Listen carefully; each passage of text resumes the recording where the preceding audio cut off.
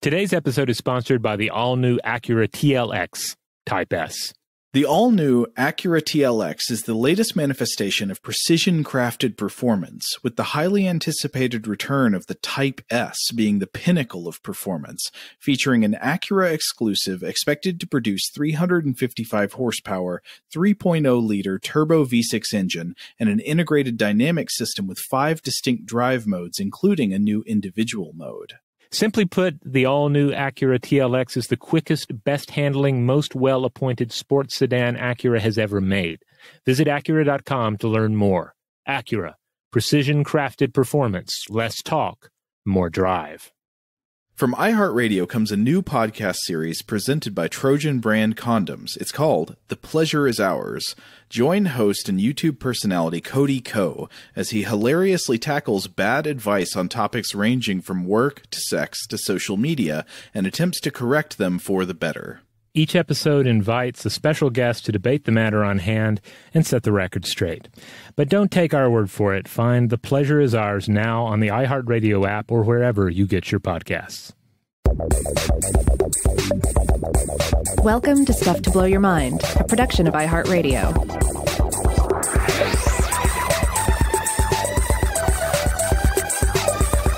Hey, welcome to Stuff to Blow Your Mind. My name is Robert Lamb. And I'm Joe McCormick, and we're back with another Anthology of Horror episode. I think we're into the Halloween hangover part of the year. Is that right? This is actually going to be airing in November now. That's right. We're recording this the week of Halloween. We wanted to keep recording Halloween content the week of Halloween, which means Halloween lasts an extra week in our publication schedule. This is indeed going to be Anthology of Horror Volume 6, or we might say it's Volume 666, because we're going to be considering some infernal subject matter in this one. Do you know that due to textual variance in the ancient manuscripts of the New Testament, there is some debate about whether the original number was 666 or 616? They apparently both work as a cipher for the name of Caesar Nero. Well, it's interesting, but you got to admit, 616 not nearly as sinister. It doesn't have the cinematic qualities. You know, it doesn't have all that. It's not backed up by our B cinema and our horror fiction. Though it does look a little bit ominous with the 2 6s kind of closing in on the 1. I don't know. Yeah, I could see it working, but I think you're right. The 3 6s work better. Now, if you're not familiar with the Anthology of Horror episodes that we put out around Halloween, this is basically what the gimmick consists of. We each pick some particular episodes from either sci-fi, horror, TV anthology shows or anthology films. You know, this is stuff like on TV, Tales from the Crypt, Tales from the Dark Side, Black Mirror, etc. And then in the cinematic tradition, it's stuff like Tales from the Dark Side, the movie, or Stephen King's Cat's Eye, that sort of thing. Movies that contain generally like 3 or more mini segments, each one a self-contained story with some sort of narrative structure holding it all together.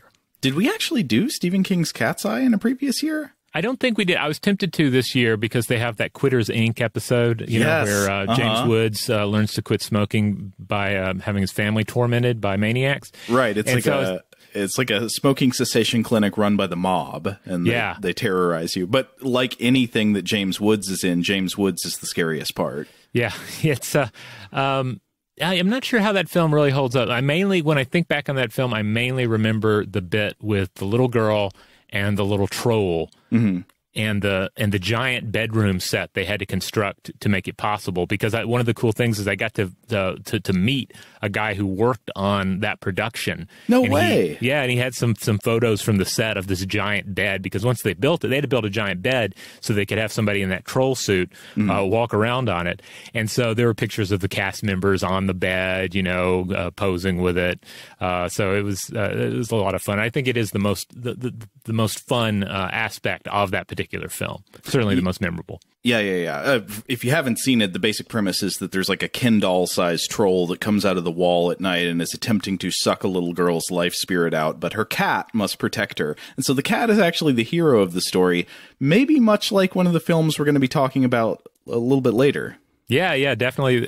Cat's Eye does tie into something we're going to discuss here in a little bit.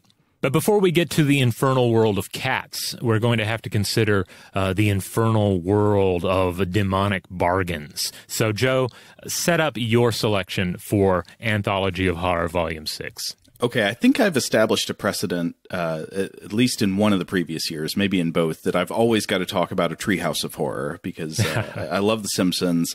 The Treehouse of Horror episodes are maybe my favorites of all time.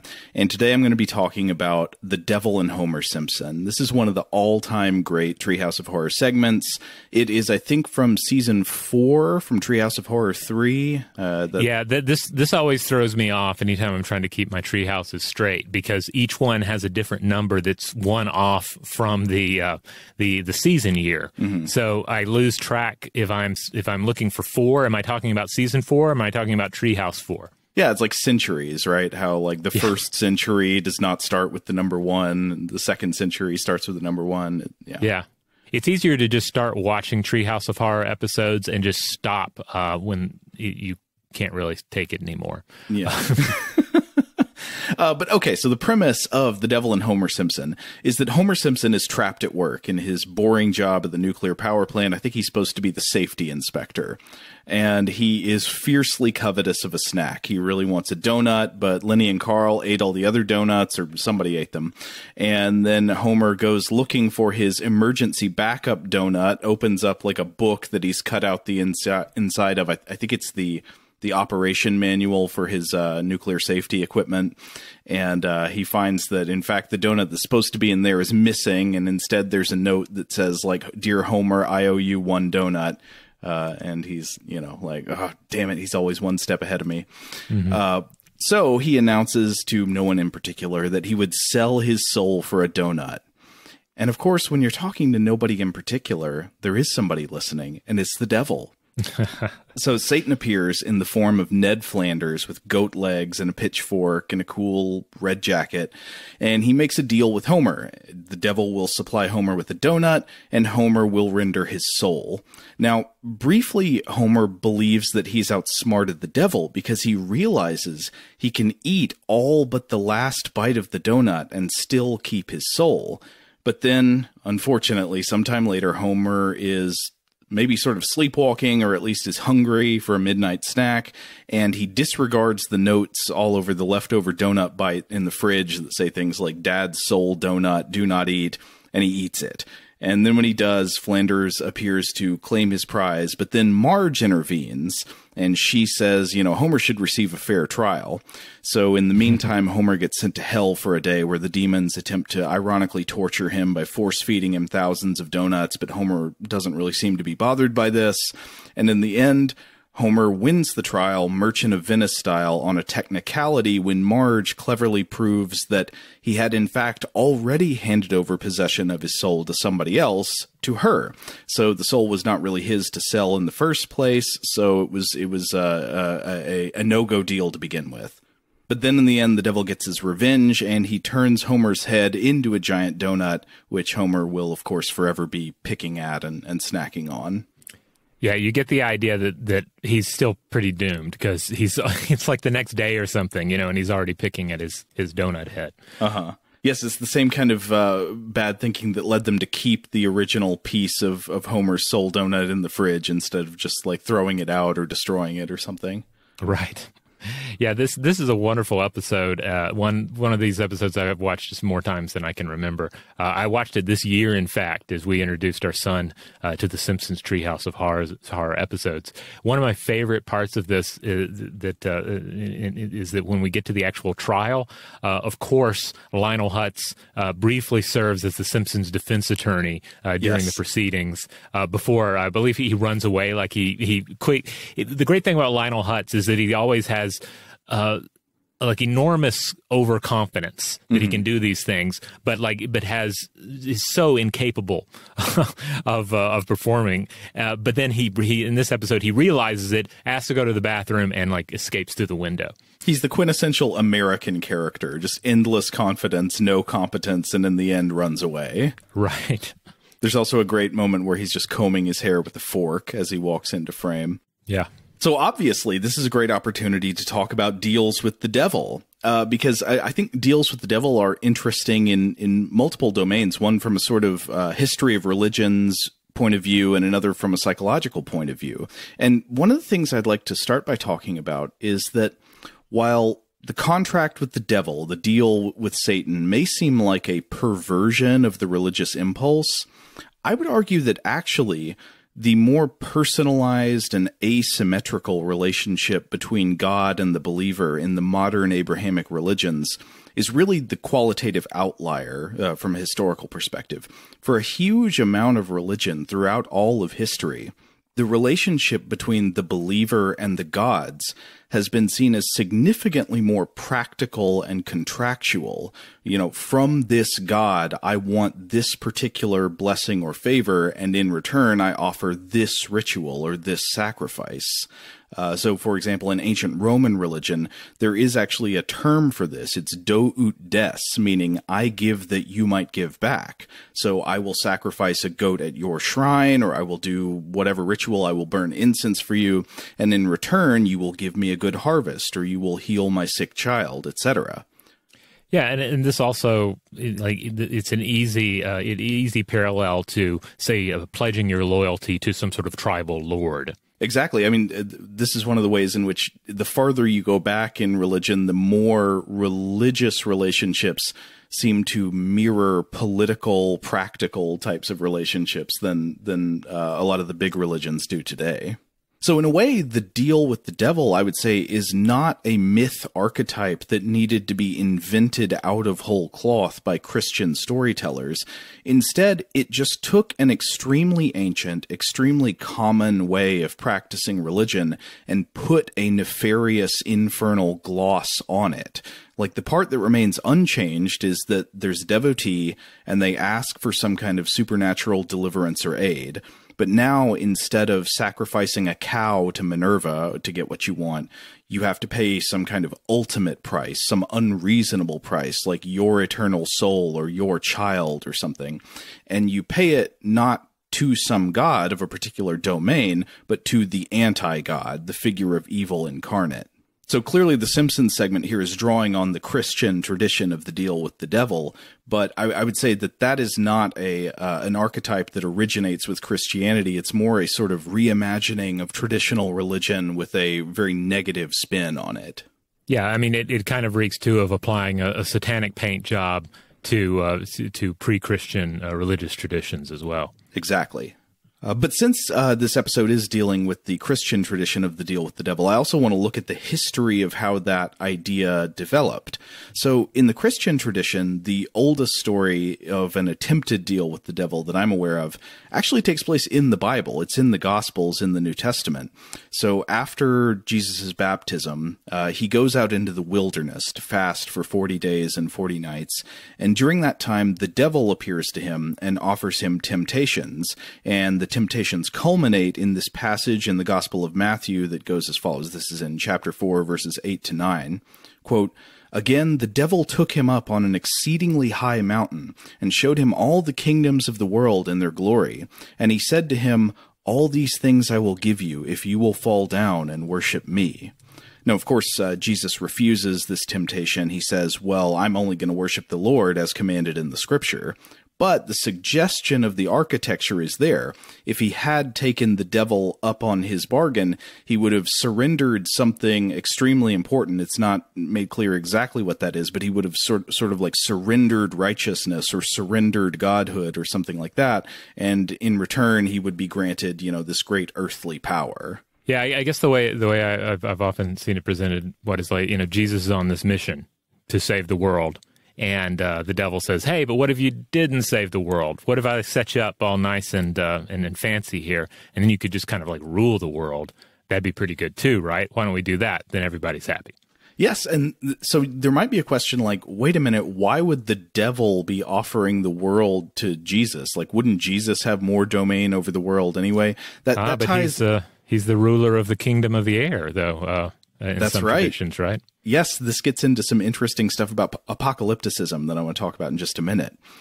So to follow more about the Christian tradition of the deal with the devil, I was looking at an entry in the Dictionary of Biblical Tradition and English Literature, edited by David Lyle Jeffrey, and there's a good entry on the tradition of pacts with the devil by Camille R. Labossiere.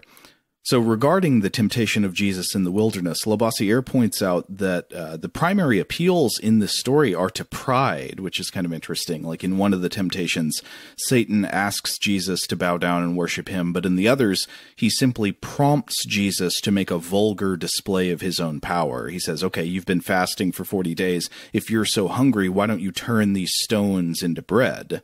And there's a very interesting passage in the Gospel of Mark that ties into the idea of deals with the devil as well. Now, the Gospel of Mark is the earliest of the four Gospels in the New Testament. It probably represents the earliest stages of a lot of these stories about Jesus' life.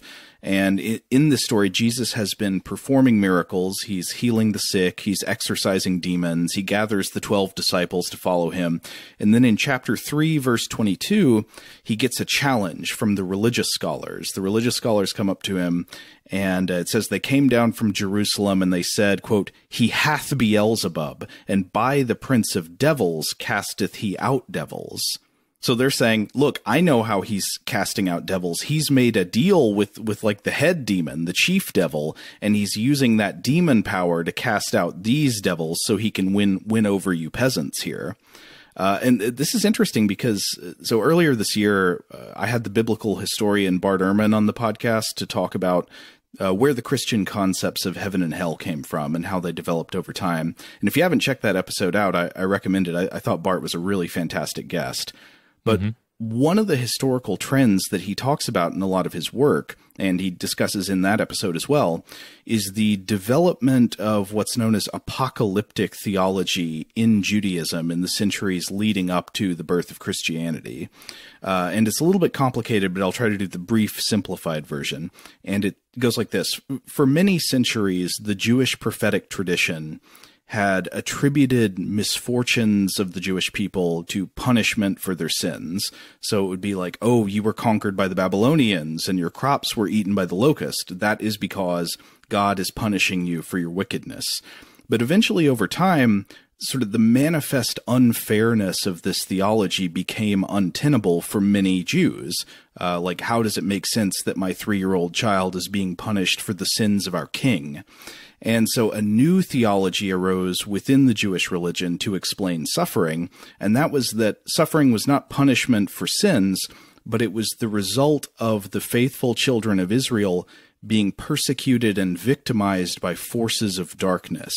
The idea is that there are evil rulers and evil powers who have made deals with the devil, who have gone into cooperation with a powerful evil being who is opposed to God, and this is the devil. And God will eventually destroy the devil and destroy these evil rulers who are in league with him and will right all wrongs. But until then, we're stuck under the boot of these wicked temporal powers who are allied with and empowered by Satan. It's essentially kind of a dystopian a template for religion. Yes, very much so, but with the idea that eventually everything would be fixed, that ultimately God is sovereign, ultimately good will win over evil, but now we're stuck in this bad middle period where we're suffering under the arrangements made with the evil forces. It's the Matrix. Kind of, yes. Though it would develop into even more matrixy directions with the advent of Gnosticism, which is one of the most fun things if you actually go back and watch The Matrix after learning about Gnostic theology. There are huge overlaps there that are very fun to mess around with. Yeah, I'm looking forward. I'm not sure when will be the right time, but I'm looking forward to rewatching all of those films because it's been a long time, and I know they got The Matrix 4 in the works. So what, really? Yeah. I feel more excited about that than I should be. No, I mean, there's a lot of room to explore. I'm interested to see what they put together. But anyway, to come back to these ancient theological developments, another thing that I think is interesting about the development of apocalyptic theology is the idea of wicked people being empowered by a pact with Satan or demons that could sort of be viewed as a logical inversion of the belief that the Jewish people were protected by what they called a covenant with the God of Israel. A covenant is essentially a contract that they would worship him exclusively, scorning all other gods, and he would protect them as a people. But anyway, given the popularity of this type of apocalyptic thinking around the 1st century CE, I think it makes sense that the author of the gospel might have a story like this here, where Jesus's enemies who don't understand him would accuse him of somehow being empowered through a pact with demonic forces. Like maybe they, in the author's view here, misunderstand Jesus as one of these evil princes, one of these evil powers who has been allied against the good people. It's almost like they're accusing him of selling out. Yes, exactly. And Labossiere points out that many early Christian church fathers, such as Justin Martyr and Origen, they allege that people who possess powers like divination, so the power to acquire otherwise hidden knowledge or to predict the future, that people who have these powers acquire them through arrangements with the devil. Especially influential in this respect is the writing of St. Augustine. In his theological work on Christian doctrine, he claimed that people who have apparent magical powers, such as divination or prognostication, they gain these powers through consultations, pacts, and contracts with demons. And there's a passage in St. Augustine that's quoted as an authority on this subject all through the Middle Ages and is repeated in canon law in the Catholic Church. But in the Middle Ages, it's when the stories about these kinds of pacts get more developed. So the Middle Ages saw a proliferation of folk tales about pacts with the devil, especially concerning deals between the devil and a powerful or learned man. So one example is the story of Saint Cyprian, who Labossiere says is a, quote, magus philosophus, or, like a magician philosopher, a man of great arcane learning, quote, who strikes a bargain with the devil to learn the secrets of the universe. But he gets turned around. He responds to the appeals of a virtuous woman named Justina or Juliana, and he repents of his wicked pact. So he gets out of it. And even more well-known in the Middle Ages is the story of Theophilus of Adana, and I thought this was a lot of fun. So Theophilus was a cleric who is said to have lived in the 6th century in Asia Minor. This would be in Cilicia in modern-day Turkey, so that's like the southern part of modern-day Turkey. And the story goes that Theophilus is an archdeacon of Adana. He's a high-up guy in the church, but he's a very humble and righteous man. And he is elected to become a new bishop in Adana, but out of humility, he turns down the position. He's like, oh, no, I am not worthy. So a different guy gets elected bishop instead, but then, in a cruel twist of fate, the new bishop is swayed by some false rumors about Theophilus's character, and he kicks Theophilus out of his archdeaconship, and Theophilus is mad. He does not like this, so he's like, I've been wronged, I've got to get revenge. And in a quest for revenge, he seeks out the aid of a sorcerer, or sometimes described as a necromancer, and this guy helps Theophilus write out a contract with the devil in his own blood. The devil will give Theophilus the bishopric of Adana, and in return, Theophilus will renounce Christ, renounce the Virgin Mary, and hand over his soul to Satan. And the deal goes through, and he becomes the bishop. The devil delivers his half of the bargain. But then Theophilus gets cold feet. It's like, oh no, I really screwed up. So he gets scared he's going to go to hell, and he ends up fasting for a couple of periods, like a total of 70 days. He prays to the Virgin Mary to get him out of the contract. And at first she appears to him and just really chews him out. She's like, you have been an extremely naughty bishop. That was very bad of you to do. But eventually she relents and she grants him absolution. So you'd think everything's solved now, but the devil does not give up. The next morning, Theophilus wakes up with the contract that he had written in his blood lying on his chest. And I guess that's a sign that the devil is still trying to hold him to account.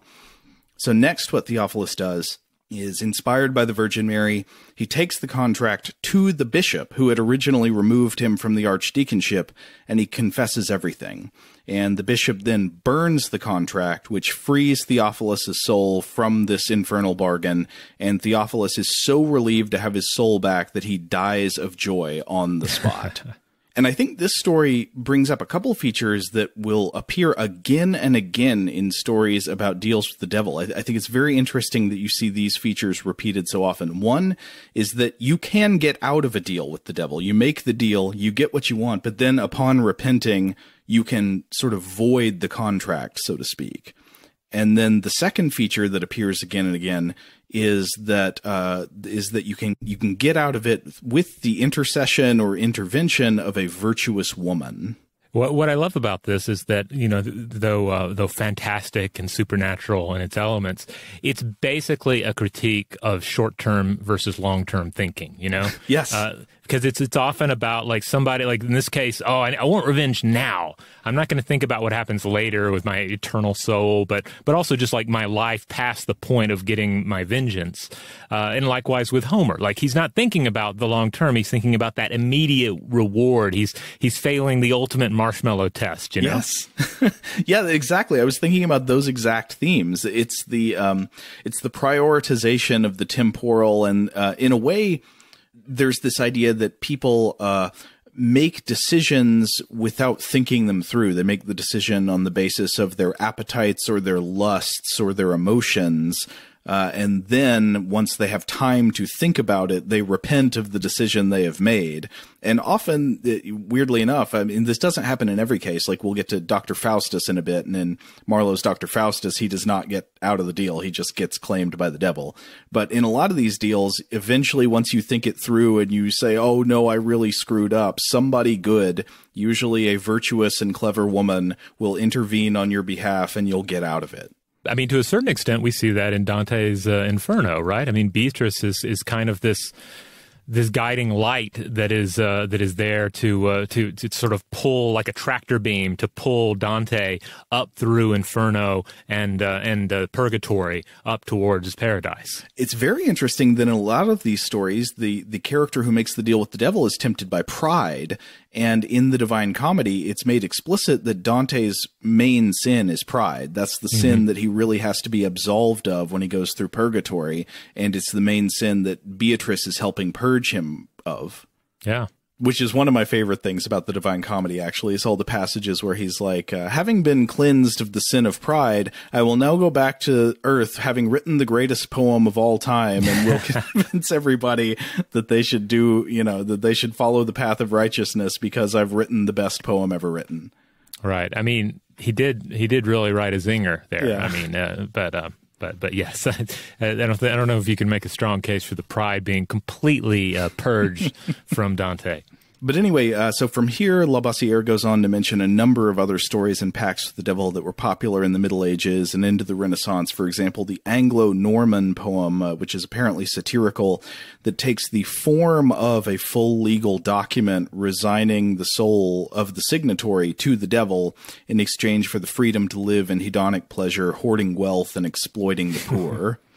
And I got to say, as a brief, like, moralistic theological note, one thing I can sometimes appreciate, I mean, obviously there are extreme limitations to the insights of medieval moral philosophy, but one thing I appreciate going back and reading a lot of these rebukes of immorality from the Middle Ages is a thing that gets singled out again and again is abusing the poor.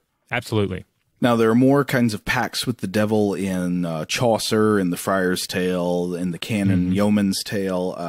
There's this idea that people who seek pacts with the devil are often lusting after wealth or especially secret knowledge. The ultimate secrets of alchemy seem to be a real draw for people to get into these bad deals. Like, to chase after the philosopher's stone is to make an enemy of God. And these themes really come through in the Renaissance in perhaps the most famous literary character who makes a deal with the devil, which is Dr. Faustus. We've talked about the Faust Legend on the show before. This is a story with many lives, many new sets of clothes over the ages. So we won't rehash all of that here, but it is yet another tale of a person who seeks great power and knowledge and then kind of squanders it and of course seeks it through a deal with the devil and is ultimately claimed. There's a fair amount of lust in there, too. Yes. Lavoisier also points out an interesting parallel that I might not have thought of otherwise, but it's Shakespeare's The Merchant of Venice between Antonio and Shylock, and because of the anti-Semitic assumptions of the play, the Jewish moneylender Shylock is portrayed very much as a devil figure toying with Antonio's fate. And as is so often the case in these tales, Antonio is saved by the intercession of a virtuous woman, Portia, who wins his case by finding a technical loophole in the wording of the contract, much like Marge does in The Devil and Homer Simpson. As for the title of the Simpsons segment, it is, of course, adapted from the title of the short story by Stephen Vincent Benet, The Devil and Daniel Webster, in which a New England farmer sells his soul to the devil, then hires the famous lawyer and orator Daniel Webster to represent him in a trial to get it back, and Webster's speech to the jury of the damned souls is so eloquent that they find for the defendant even though there's no evidence on his behalf, which is pretty good. You know, as much as we love courtroom dramas, in especially in this country, and as much as we love, the horrifying and the satanic, why have we not? Maybe we have, and I'm not aware of it. We need a Law and Order infernal unit, or we need a Daniel Webster Law and Order mashup where not just like one episode, but every episode deals with some sort of satanic bargain. I mean, I'm half joking, but I also, now that I'm thinking about it, like, I think this has legs. I think this could be a series. I'd watch it. The Perry Mason of the afterlife. Yeah. What's your favorite courtroom drama? Do you have one? Are you a My Cousin Vinny guy? I mean, no. I mean, what are some of the great? I mean, you have to go with like To Kill a Mockingbird, right? Oh, okay. Something like that. I'm trying to think of any of those. Going to the serious end. Oh, I don't know. I don't know a lot of the stuff in between. Like, I feel like for me to get into a courtroom drama, it needs to be really good. Or I can't think of one that's amusingly crappy. You know, maybe A Few Good Men. Like, A Few Good Men is like entertaining but extremely hokey. Yeah, I mean, it does have that classic moment that's been lampooned so many times. Yeah, I don't know. My favorite, really, seriously, my favorite courtroom scenes are all from episodes of The Simpsons or Futurama. Yeah. All right, we're going to take a quick break, but we'll be right back. Hey, folks, want to hear something amazing? Discover matches all the cash back you earn on your credit card at the end of your first year automatically with no limit on how much you can earn. How amazing is that? In fact, it's even more amazing because of all the places where Discover is accepted, which is 99% of places in the U.S. that take credit cards. So when it comes to Discover, get used to hearing yes more often. Learn more at discover.com/yes. 2020 Nielsen Report limitations apply. Hey, everybody. This podcast and the following message are sponsored by Monday.com. If you've ever worked with a team that's really on the same page, you know teamwork done right can blow your mind. Monday.com is the teamwork platform built to highlight the best parts of working together. From transparent communication to clear project planning, Monday.com helps your team meet their goals together consistently and thoroughly. Whether you need a high-level view or want to dive into the details, Monday.com gives your team a shared workspace to collaborate, plan, and find the answers you need to move fast. Getting your team set up is simple with industry-specific templates, top-rated customer support, and endless ways to customize how you work. Make your team work mind-blowing in 10 minutes. For a free 2-week trial, head to Monday.com. That's 14 days free on Monday.com. All right, we're back. You know, I was thinking there's another type of picture of a deal with the devil, which is the idea of deal with the devil as compliment.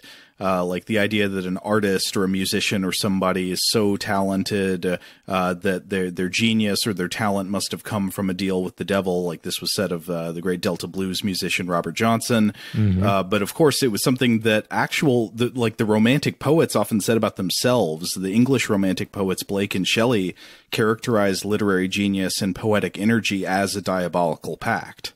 Yeah, this is interesting, too, because I think it is reflected in a lot of celebrity worship culture today, but it's perhaps a way, on one level, like a way of trying to make sense of extreme success. Mm-hmm. You know, you sort of have to tell yourself, well, yeah, they're highly successful at what they do and or they're highly talented, but at what cost?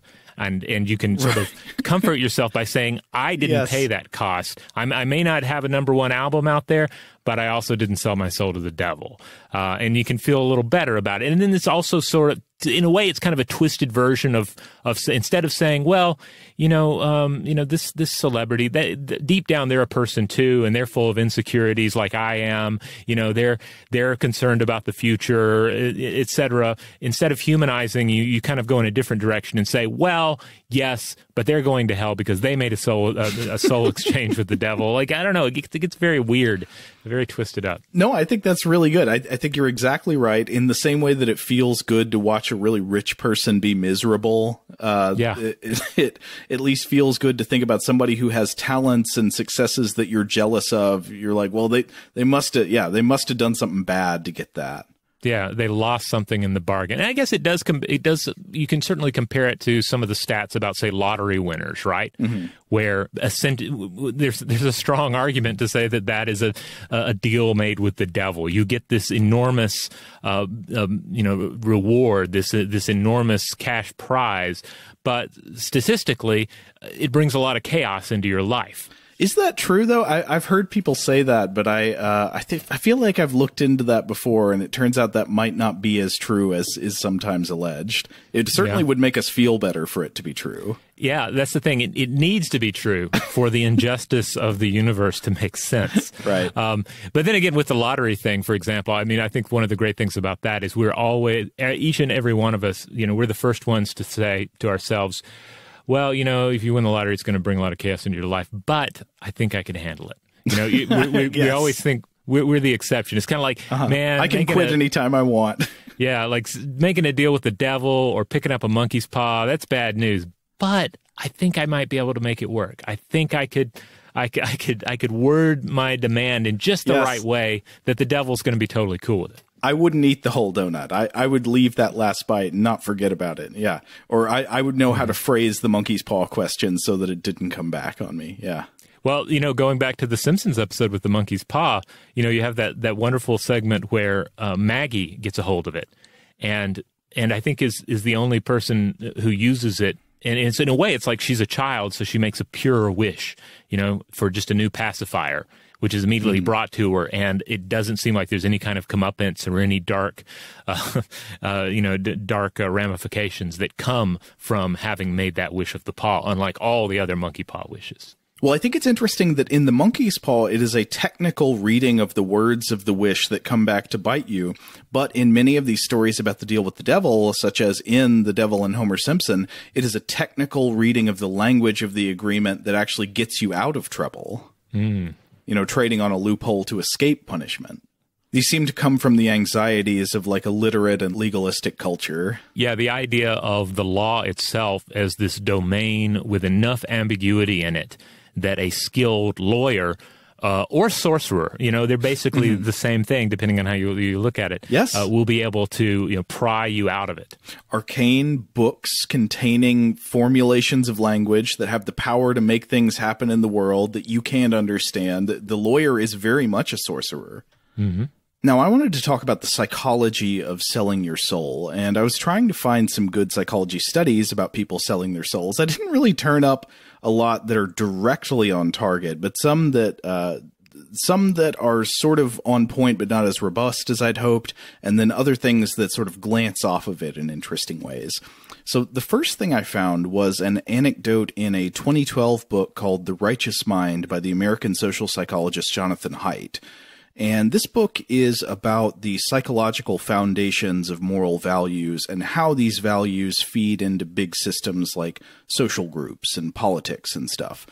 And the story in the book about selling souls comes up in the middle of a passage about a phenomenon that Haidt calls moral dumbfounding. And this is something that you've probably encountered before. You've seen other people do it. You've done it yourself.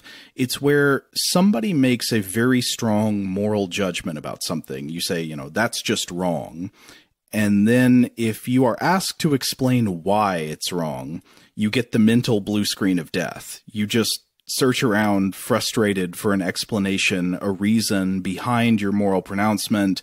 Maybe you'll end up saying something, but it doesn't make a lot of sense, or you just can't think of anything at all, and yet you remain convinced of your original opinion.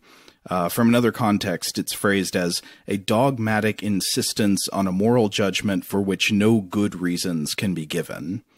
And so there are all kinds of examples of this that are offered. A lot of them are read to people as very distasteful for obvious reasons. One is, would it be wrong to dip a sterilized cockroach into somebody's drink? So if I just got a cockroach and I put it through an autoclave, so I know it's absolutely sterile, could not possibly make you sick, would it be wrong for me to dip that cockroach in a glass of water and then give you the glass of water to drink and not tell you? Yes, that would be wrong. I feel like that would be wrong too, but it's hard to explain to come up with an explanation for the reason that would be wrong. It's like, well, it can't possibly hurt them, but it just feels really wrong. It feels like a betrayal.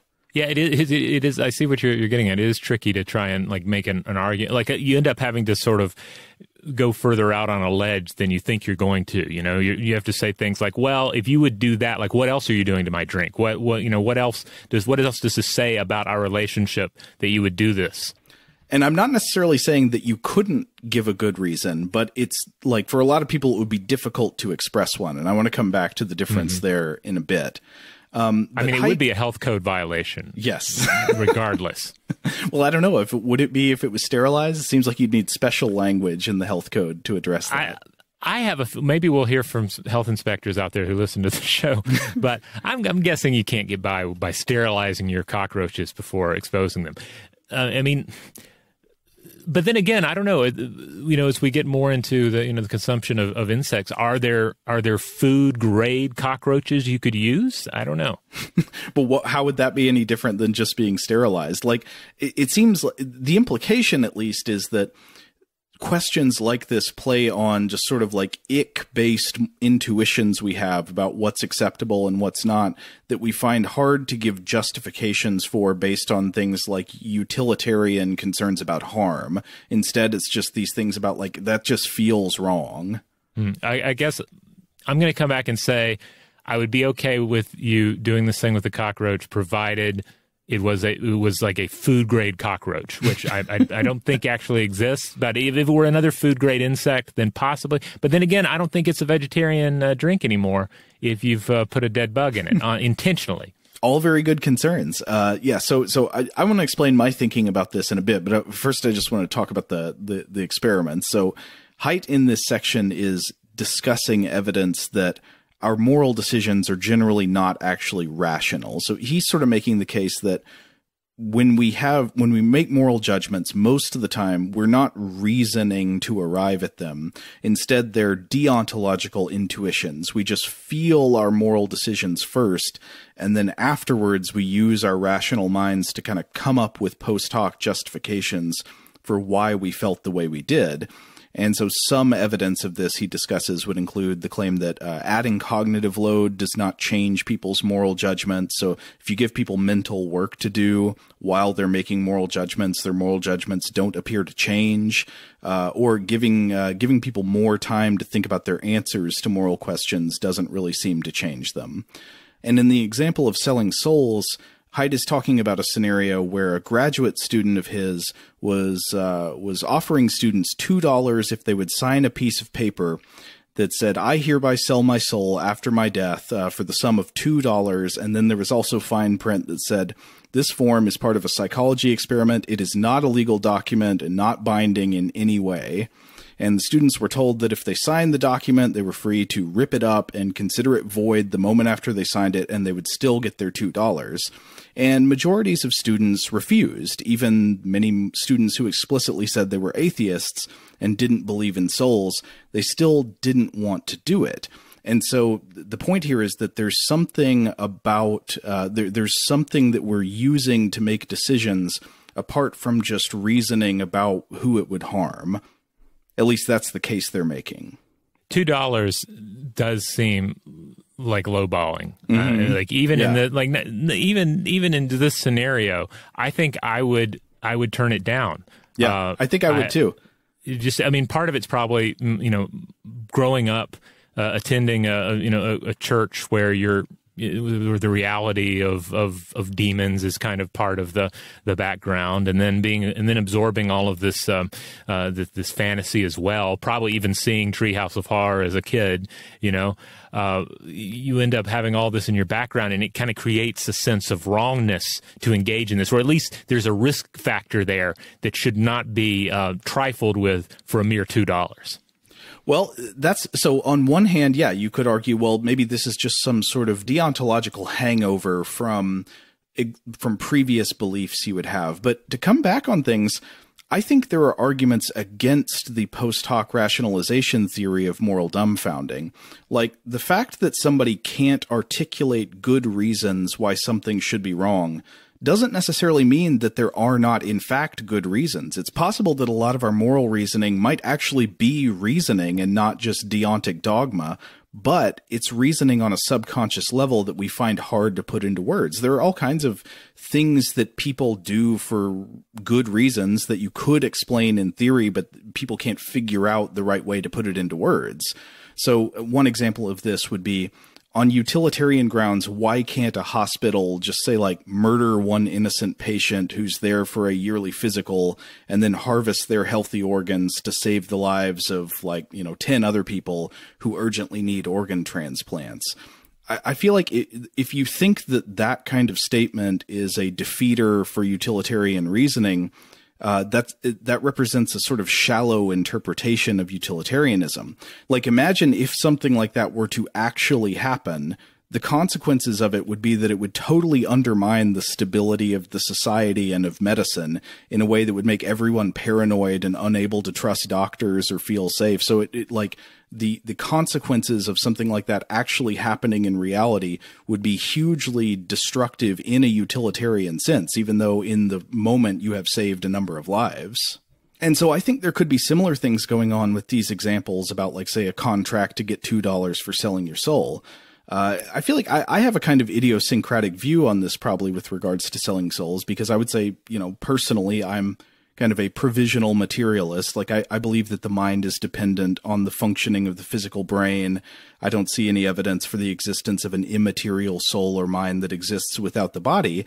And yet, at the same time, I think the soul is kind of a meaningful and even indispensable concept. And I think it really means something to sell your soul, not in a supernatural sense, but in the sense that there are things we can do that represent a surrender of rights and claims to the deepest part of our own integrity.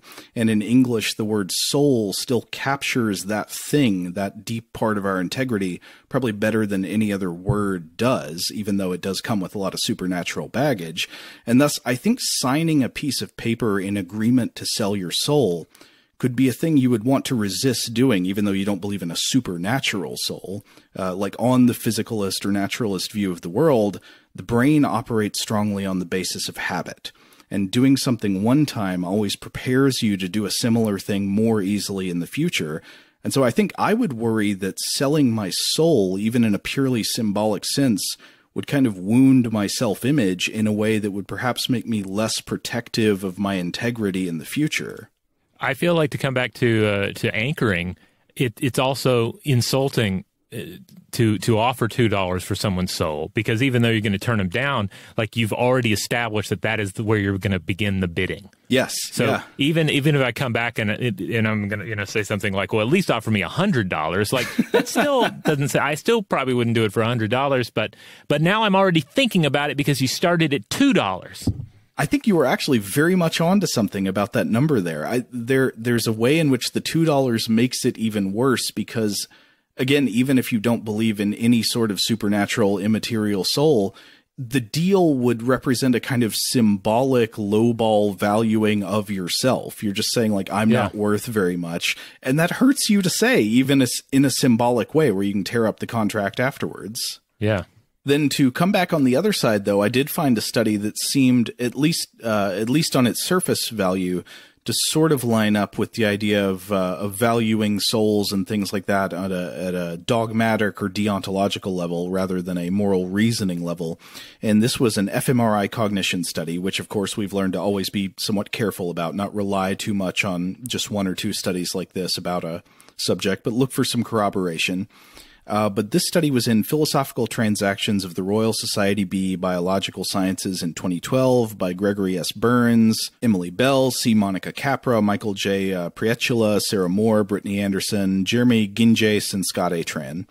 And the short version of this is that the authors of the study put people in fMRI machines and then offered them sums of money that would actually be paid out. So people would get real money in exchange for symbolically making statements that were about sort of sacred type values, deeply held personal values, but making statements that disagreed with their actual positions. And people were very resistant to doing this in some cases for understandable reasons. I think a lot of them along the lines of things we've just been talking about. And they found that, quote, using fMRI, we found that values that people refuse to sell, sacred values, were associated with increased activity in the left tempoparietal junction and ventrolateral prefrontal cortex, regions previously associated with semantic rule retrieval.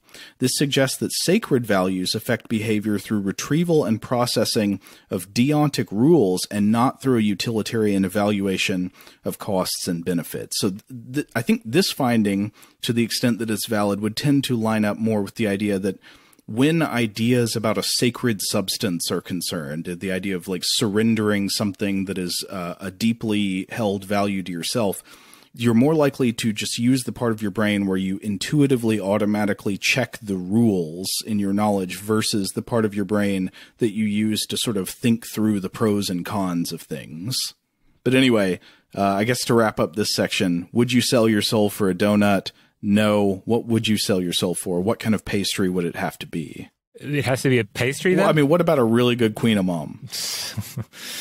I mean, if my soul's being sold either way, like it's a must-sell situation, and I have to pick a pastry, I mean, I'm going to go with something big. Like I'm going to go with like a big mooncake, one that's about the size of like a dinner table or something, you know, some sort of record-setting pastry. Oh, what about one of those like Guinness Book parking lot-sized pizzas? How about that? No, nothing that big. Anytime there's a food that looks like you had to use like shovels or buckets to bake it or prepare it, I'm not really into it. Fills you with confidence. Yeah, the food needs to have been made with actual culinary instruments and tools and not things from the hardware store. Now, is that a conclusion that you reasoned your way to, or is that a deontological judgment? I'd say the latter, but I'd agree with you.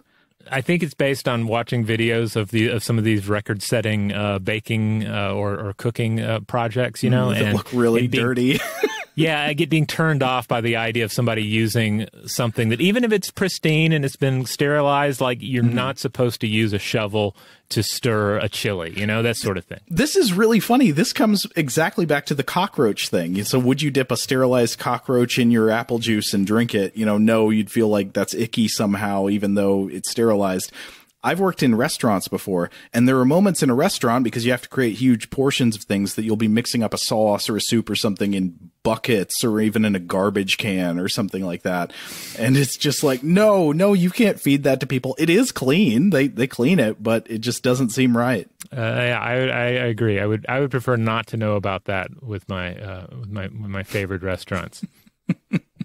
Don't go in the kitchen then. All right, we're going to take a quick break, but we'll be right back.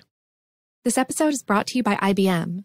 Today, every answer matters more than ever before, because whether it's about health, deliveries, or finance, some things just can't wait. That's why IBM's helping businesses manage millions of calls, texts, and chats with Watson Assistant. It's conversational AI designed to help your customers find the answers they need faster, no matter the industry. Let's put smart to work. Visit IBM.com/Watson Assistant to learn more. Today's episode is sponsored by McDonald's. Here, along with your donations, McDonald's helps support Ronald McDonald House Charities to make sure that kids undergoing treatments have their family near and that they can cope together. Ronald McDonald House Charities gives families with sick kids a home away from home when they have to travel far for the care they need. Each year, Ronald McDonald House Charities programs in the U.S. provide space for over 1.1 million families to spend quality time together during tough moments. McDonald's, serving here. And we're back. All right. Well, that selection was definitely infernal. But I think in a way, our next selection is also pretty infernal. So, generally speaking, with horror anthology films, you have kind of a smorgasbord of horror that's presented. In some cases, the filmmakers clearly just cobbled together some short horror films with a shaky framing narrative or a creepy host. Otherwise, the theme might be the author themselves. It might be, okay, these are 3 stories from Stephen King, or these are 3 stories from Richard Matheson. Other times, it's more of a cultural or regional theme, such as, say, the film Three Extremes, which features East Asian horror tales. And then there is The Uncanny from 1977. Which is, I feel like it's pretty singular. I think it might be one of a kind because it's certainly unlike any other horror anthology film that I've watched or am aware of, because the framing narrative and all 3 segments are devoted entirely to murderous house cats. It's true. And I've watched the whole thing. Yeah, it is 88 minutes of feline cinematic terror. It's wall-to-wall cat sounds, cat-based jump scares, creepy music combined with cat close-ups, and some otherwise very talented actors reacting to cat scares, and of course cats jumping out and slashing the bejesus out of people. A lot of times with real cats that are clear. I mean, there are a lot of cats in this film. Mm-hmm. Probably more cats in scenes in this film than I've ever seen in a movie before. Though I would say also lots of cats in close-up, and I think these close-ups were filmed separately than the rest of the movie. So they just got lots of close-ups of cats meowing, hissing, swatting at things, and then cut those in with the drama that was going on, which did still involve some cats, which I'm sure was a nightmare. Yeah, this production was clearly a nightmare. The result is I will say it's very watchable. It's a film in the tradition of the Amicus productions. It has Peter Cushing in it. It has Donald Pleasance, some other actors of note. It's very well made. And it's interesting. I'd forgotten about this film, and then when I was researching it and kind of rediscovered it, I realized that I had in fact seen the first segment, and the first segment is the one that I rewatched for this episode. I think I caught it on A&E back when I was a kid or when I was in junior high, and I remember being creeped out at the time. And it is still effectively creepy. It is essentially an animals attack film. Yes, but with cats. It's Jaws with cats. Yeah, it's The Birds, but instead cats. Oh, The Birds is a better comparison because there's not just one cat. There are many, many cats. By the way, this came out in 1977. Again, that is the same year that Stephen King published a short story about a killer cat, The Cat from Hell, came out in the magazine Cavalier. And this would later be adapted in the excellent horror anthology film Tales from the Dark Side, the movie, with Buster Poindexter and William Hickey. It's terrible, but good. I really want to spoil the ending of that segment, but I won't. Yeah, it's pretty great. Actually, Tales from the Dark Side, the movie is definitely worth checking out. Not so much for this one, for The Cat from Hell, but it has a wonderful gargoyle story that I think I've mentioned before that is essentially a retelling of a Japanese ghost story about the Frost Maiden. Yes, the first segment, I believe, is the Mummy one that's just star-studded. It's got lots of well-known actors in it. It doesn't have like Christian Slater and Steve Buscemi and people? Christian Slater's definitely in it. That Mummy tale, very loosely based on Sir Arthur Conan Doyle's work, is pretty terrific. In that I find that it to be one of the few, certainly, really one of the few mummy tales where they do a good job of making the mummy scary. Yeah. As I recall, like the mummy at one point, it stalks up on somebody and removes their brain through their nostril with like a coat hanger, which I thought was a nice touch, alluding to the practices of mummification that the ancient Egyptians employed. Yeah. One of my other favorite mummy movies actually is the one that I've got the poster of right next to me right now, La Malédiction de Pharaon, the 1959 British mummy. I think it's Hammer. If it's not Hammer, it's very Hammer adjacent via the cast. It's got Peter Cushing.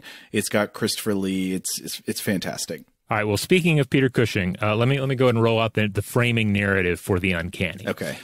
Peter Cushing, who again is always a class act, always elevates anything he's a part of. In this, he plays a nervous author named Wilbur Gray, who has a new manuscript about cats, about how they're actually evil supernatural creatures. They're the devil in disguise. They're out to get us. And Cushing plays this very well, convincingly coming off as extremely jumpy and sleep deprived due to the lingering threat of feline assassination. He has all the air and seriousness of a character in a spy movie, who's like a defector pursued by shadowy figures through the streets. Though instead of it being like weird looking agents in trench coats, it's cats. It's stray cats and house cats that are stalking him at every turn. It's what are the 39 steps, and they're all cats. Yeah. But I will say this movie makes one grievous error with respect to Peter Cushing, which is that he has a scraggly beard in it. And Peter Cushing should always be clean-shaven. He does not need facial hair.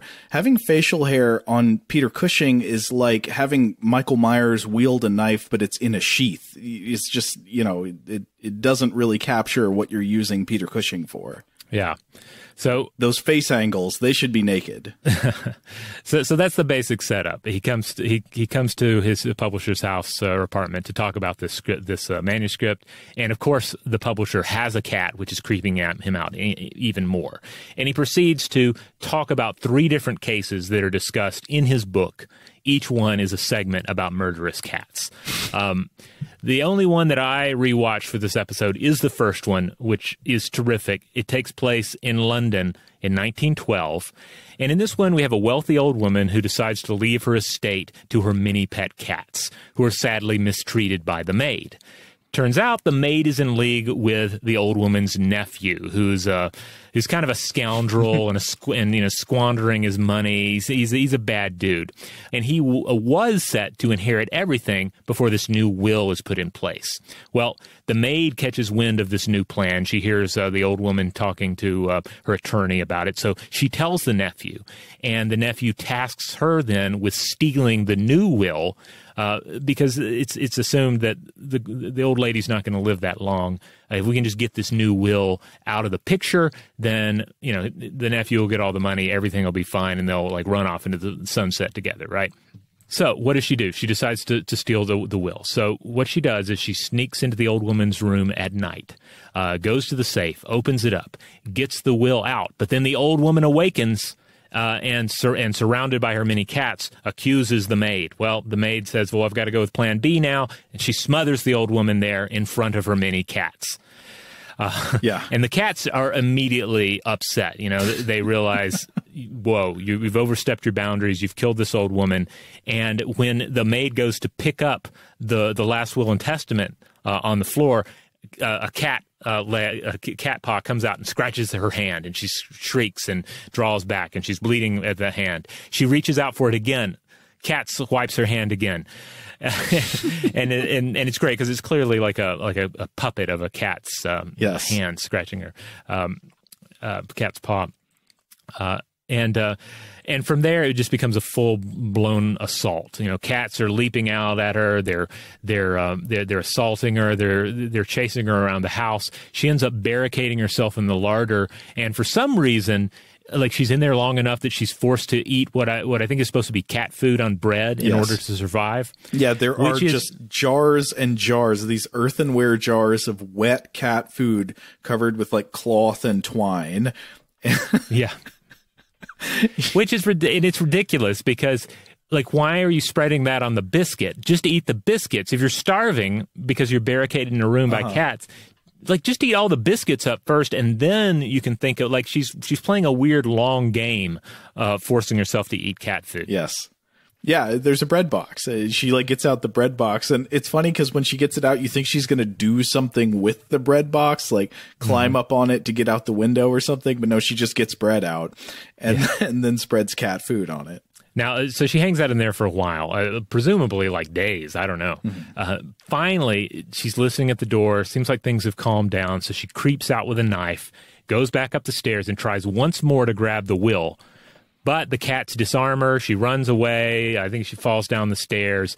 But before she does, she sees that the cats have, of course, begun to eat the old woman who is dead in the bed. Finally, the police break down the door. The lawyer and the nephew show up. They're, horrified when they find the body of the maid. But the nephew, he's only got one thing on his mind. So he runs upstairs, goes into the bedroom where the old woman has been munched down by the cats, and he sees the will on the floor. He goes to get it. Cat jumps onto his neck, rips his jugular open, and he dies. We also find that once they go up there, they discover the cats have also eaten the whole maid.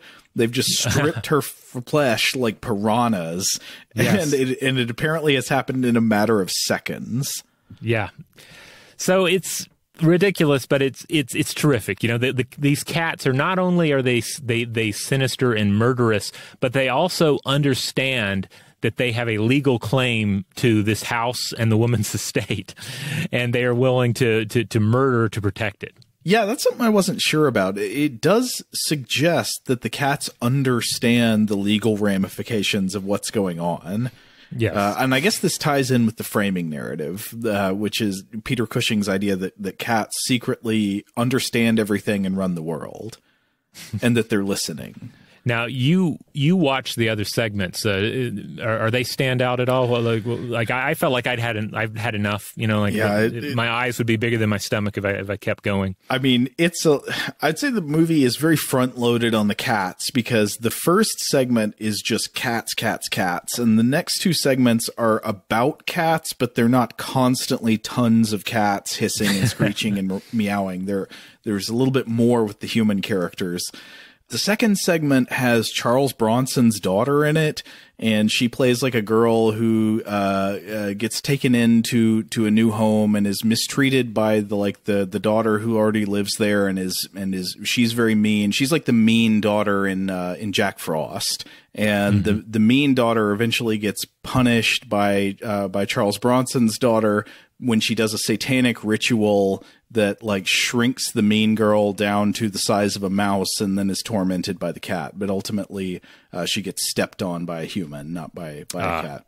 And then that segment also has a scene where the mean daughter is tormenting the main character with a remote control airplane. But while she's supposedly controlling the airplane, you can actually see part of the airplane just poking into the frame. So it's just sitting right there in front of her. The third segment has Donald Pleasance, and I think I was texting you about this, and my phone auto-corrected his name to Donald Pleasure, which is about right, because he is a pleasure in this segment. He's wearing a red wig, so he's Ginger Donald Pleasance, and he plays this vain actor who murders his wife to try to get a beautiful, younger new wife, and he's hostile toward his dead wife's cat, but the cat gets revenge on him. Nice. I believe there's an Iron Maiden in this one, right? Yes. There is an Iron Maiden, and it's a prop Iron Maiden for use on a film set, but it turns out the spikes are actually metal and sharp, so that when he gets closed inside it, or when somebody gets closed inside it, it impales them. Well, if you're a method actor, this is how you have to work. Yeah, there's a really good scene in the third segment where Donald Pleasance is demonstrating to a bad actress how to scream. People should just clip out that scene. Now, I want to include a word of warning about this film. So this is very much an animals attack film from 1977. Yeah. Now, some of you might have more experience than others with animal attacks films, but certainly the older animal attacks film, you're going to run into some questions about animal handling. And you certainly get that vibe with this production, especially in that first segment, which, again, just has so many cats. It must have just been a nightmare to film, because I remember reading about the Coen brothers making Inside Llewyn Davis, and about just how much trouble they had shooting one cat and getting one cat to do what they wanted to do. And in this segment, the 1912 segment, there are just cats everywhere. It's just awful to imagine. And I couldn't find anything concrete about cat mistreatment on the film, but IMDb has a bit in the trivia claiming that cinematographer Harry Waxman threatened to quit when he found that the production was mistreating the cats. But it's not cited, so I don't know where he was saying that. I mean, I'm not particularly doubting it. I just don't have any evidence to back that up. Well, I got to say, I don't know if that claim is true, and even if it is true, I thought it was phrased in an ambiguous way, so I didn't know if that meant his objection was to the production actually mistreating cats, or to the fact that the movie was about the mistreatment of cats. Right. But certainly just so many cats being used, it does raise a red flag, because if you know cats in general do not want to be a part of your stupid movie project. No. They aren't even interested in watching your stupid movies unless you have some good high-def bird or rodent action. About the most that they'll do is they'll tolerate setting on you during a film if you don't laugh too much. So I would say if you're sensitive to this sort of thing, just skip this one all the way.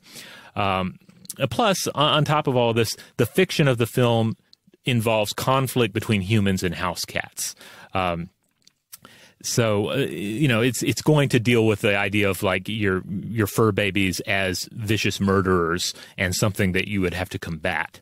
Well, on the other side, though, I would say that the cats in essentially all three segments are, to the extent that there is a protagonist, the cats are the protagonists, and the human character. It's like Tales from the Crypt. The human protagonists are bad people who are getting punished for their antagonism toward cats, and the cats win.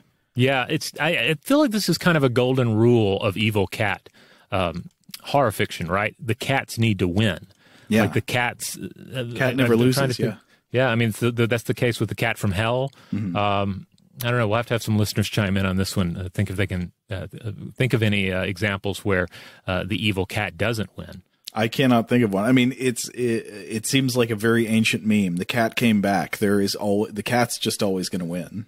All right. So I think we've established what this film is and what it's all about.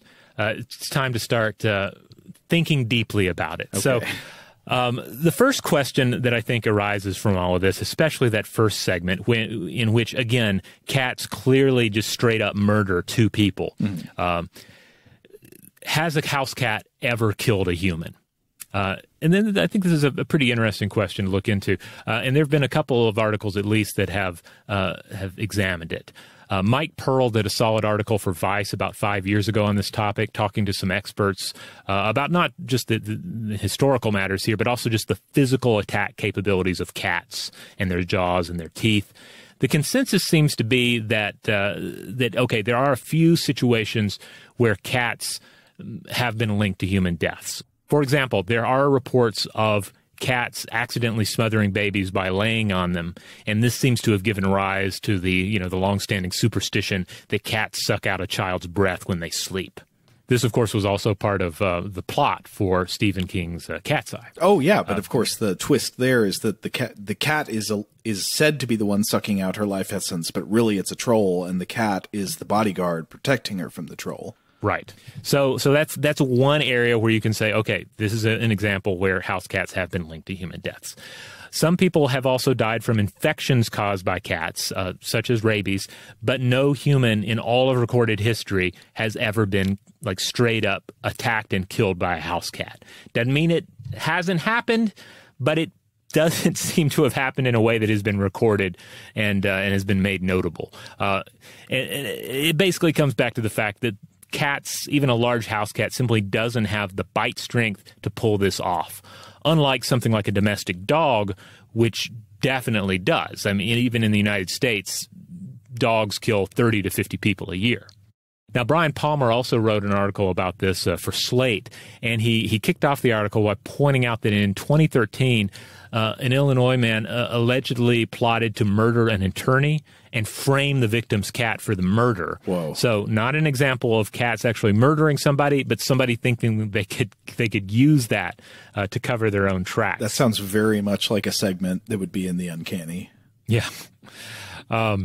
Now, Palmer points out that there have been cases where a human has reportedly had a scrape with a cat, gotten into a fight with a cat, essentially, and have to have some degree of medical intervention. In 2010, a postpartum cat in Idaho bit her owner 35 times. There was a 2011 case where a Cleveland man had to be airlifted following a house cat attack. Couldn't find a lot of details about either of those cases, by the way. So some questions remain. But, really, these two accounts don't give us much to go on. For a variety of reasons, house cats may engage in play aggressive behavior or even more legitimate aggressive behavior. They may act out in defense. there is a threshold to how much of your nonsense that a cat is going to put up with. A cat may scratch you, and a cat scratch is nothing to sneeze at, certainly. But almost certainly not going to be lethal. Right. It seems like the main area where you see enhanced danger from cats, from house cats, is the area of a cat getting underfoot. Such as when you're carrying in groceries, or you're doing something in the kitchen. I think about this a lot. Like, my cat is going to be the death of me because she's under my feet when I'm trying to move like a boiling spaghetti around the kitchen or something. Yes, and dogs can do this too. In fact, sometimes I notice there's like an ironic attraction. It seems like dogs and cats often want to get under your feet right when you're doing something precarious, probably because it like looks unusual if you've got like a big package in your arms or something. Yeah, or with the cat, it's like, it's happening in the kitchen. It might be food for me. So I looked this up a little bit, and I found a 2009 report from the CDC that said that pet-related falls involving both dogs and cats injure more than 86,000 people annually. Now, this entails a number of pet activities, ranging from taking a dog on a walk to stepping over a cat. It also involves like chasing or running from animals. So there's a lot that is entailed there. This particular write-up says, quote, most falls involving cats occurred at home, 85.7%.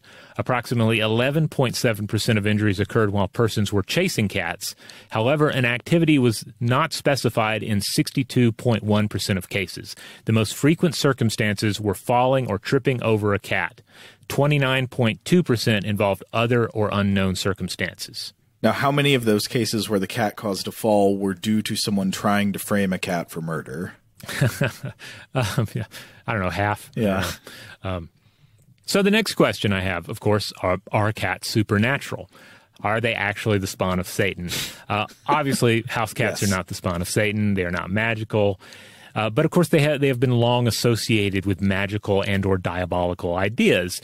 And a lot of this seems to come from several different qualities that we observe in cats. So, for starters, cats haven't been domesticated as long as dogs and are, by some estimates, self-domesticating. So there's this idea that the cat retains a certain amount of power over itself that we might find suspicious or intimidating at times. Cats are obviously stealthy and move around in ways that we might have a difficulty, detecting them. And they may play at hunting you, especially, a house cat may do this, but I've seen outdoor cats engage in this kind of behavior as well, which can be maybe a trifle unnerving. Cats are also frequently active at night, and their eyes have a reflective layer called the tapetum lucidum that magnifies incoming light and is the reason you'll see this reflective, sometimes greenish glint to their eyes at night. And it can certainly have a kind of fairy fire look to it. Yeah. They've got the same thing that like spiders have. Yeah. And I think other things just to keep in mind is that, of course, cats are just really weird. They're kind of paranoid because they're in this weird space between prey and predator, and I feel like they're just harder to read sometimes. I feel like you can kind of get to know a dog pretty well, but cats pose more mystery. Yeah, I mean, I think a lot of it's just personality differences in the species. Dogs tend to be much more social. They're the kind of personality that if they were a human, you'd describe as a person who's an open book. They're very outward about their emotions and all that.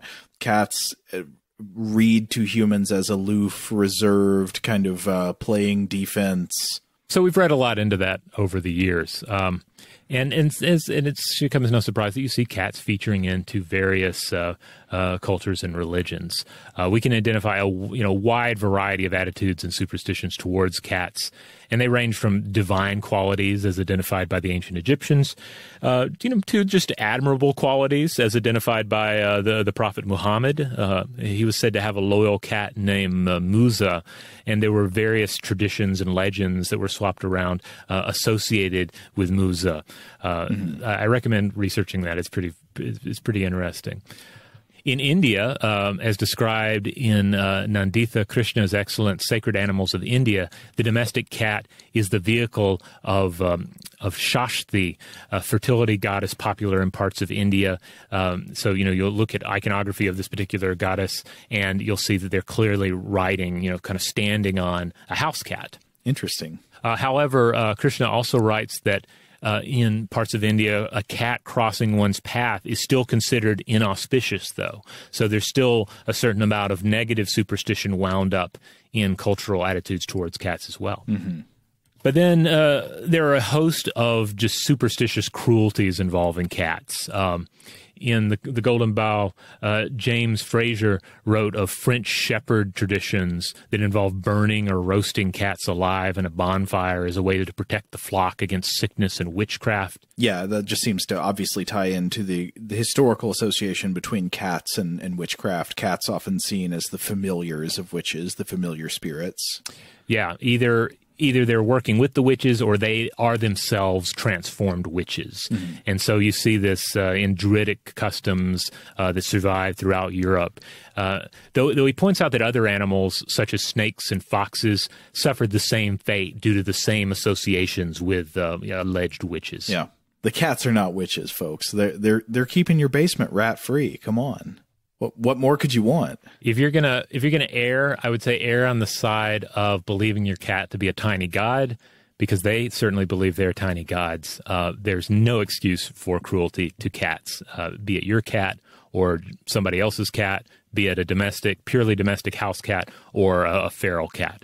Now, the next question, I guess kind of the final question that the uncanny makes me ponder is this. Are cats vengeful? Because these are all tales of like cats enacting revenge, cats leading to the comeuppance for villainous humans, and it's really one that's interesting to think about, because you actually hear about this a lot. If you know people with cats, if you yourself have cats, stories of cats allegedly lashing out against their humans or a particular human, perhaps peeing on something that they value or slashing something up in retaliation to something they don't like. Mm-hmm. I've seen behavior in cats that I've never seen in dogs, like a cat being angry at being bothered or something, and then not just reacting with the sort of defensive scratch, but like chasing you afterwards to hiss and scratch. Yeah. Again, cats are weird. Yeah, we have to keep that in mind.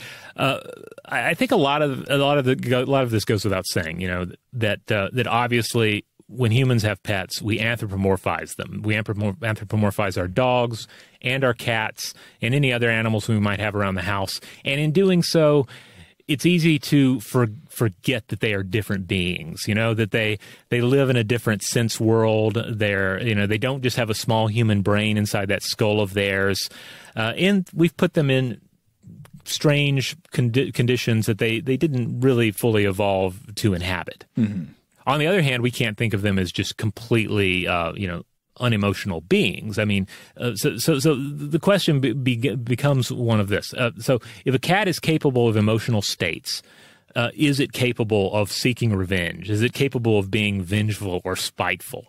I mean, I think of revenge as an evolved adaptation that's special in social groups, when like you expect to be interacting with the same individuals again and again over time, and you need to behave in a way that punishes them for behaviors across time, not just like discourages something in the moment, but like continues to enforce the kind of behavior you want from others even after the behavior has stopped. Yeah, so we're already in a strange position because we, as very social mammals, are trying to apply the same like social structure and behavioralism on creatures that are far more solitary than we are. Mm-hmm. So I was looking around for any feedback on this, for any insight on this, and I ran across the cat coach, Marilyn Krieger, who is a certified cat behavior consultant with the International Association of Animal Behavior Consultants, and they've written about this before. And I was looking at a particular article on catster.com, and they pointed out, quote, "Cats always have legitimate reasons for their behaviors. Holding grudges and deliberately being irritating are not among them."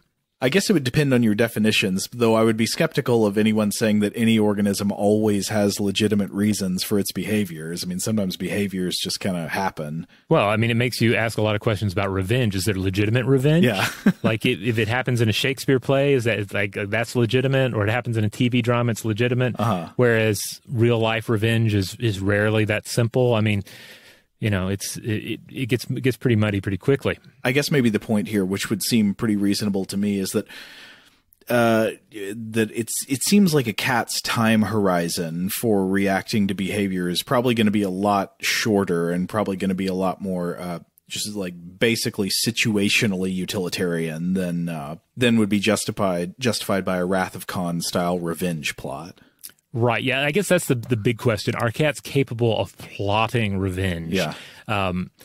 That seems. I think there's a strong case to say no. However, will a cat scratch you, bite you, or hiss at you because you did something that they did not like, as an immediate response? I think the answer there, obviously, yes. Mm-hmm. If you don't believe me, think about the last time you tried to touch your cat's belly and they weren't into it. Mm-hmm. They probably let you know. Cats will generally be very, if not vocal, then at least active about their preferences regarding their belly fur. I remember cats I've known being very sensitive about their paws. Like you don't want to touch the paws. Yeah, those are their murder weapons. Don't disrespect them. Right. It's like you cannot touch my sword. Yeah. Unless it draws your blood. The warrior sword is sacred. So for a cat, Krieger points out, what frequently happens is that a cat does something in response to change in their immediate environment, and they're highly susceptible to change in their environment.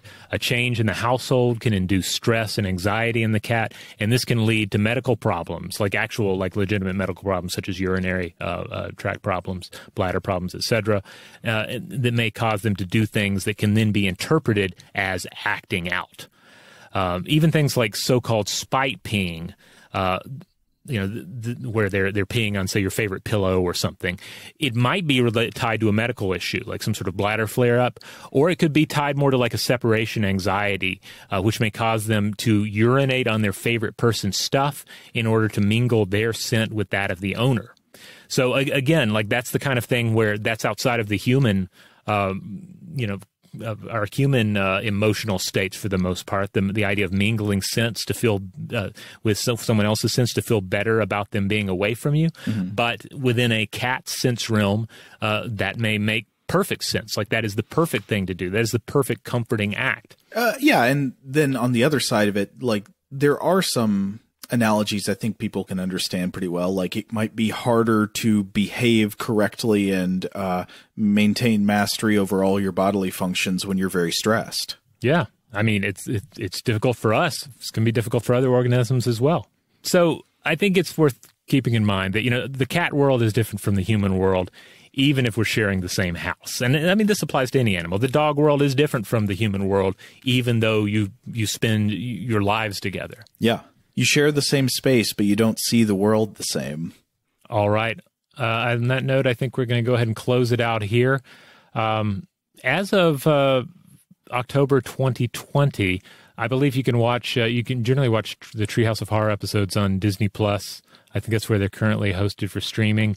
The Uncanny was a little harder for me to get a hold of. I had to subscribe to some sort of some indie channel on Amazon Prime in order to stream it. But I don't know. It's probably out on YouTube or something as well. I found it on the tube of the second person. But that may change. By the time you listen to this episode, perhaps it's streaming in a more accessible place.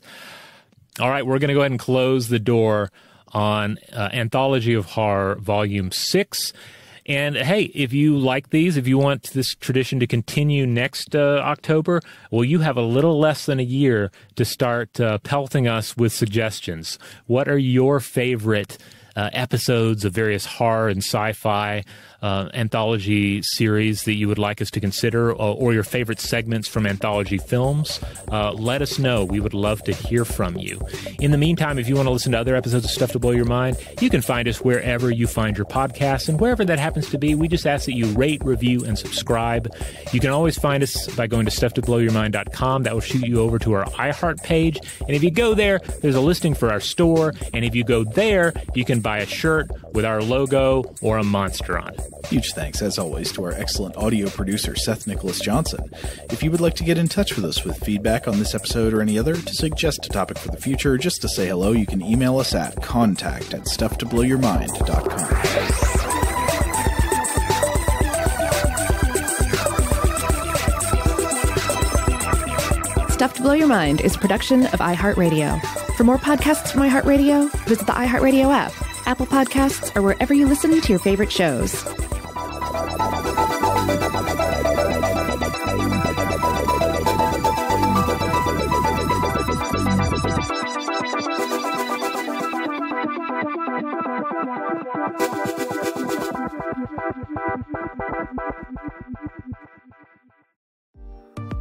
I'm Shonda Rhimes.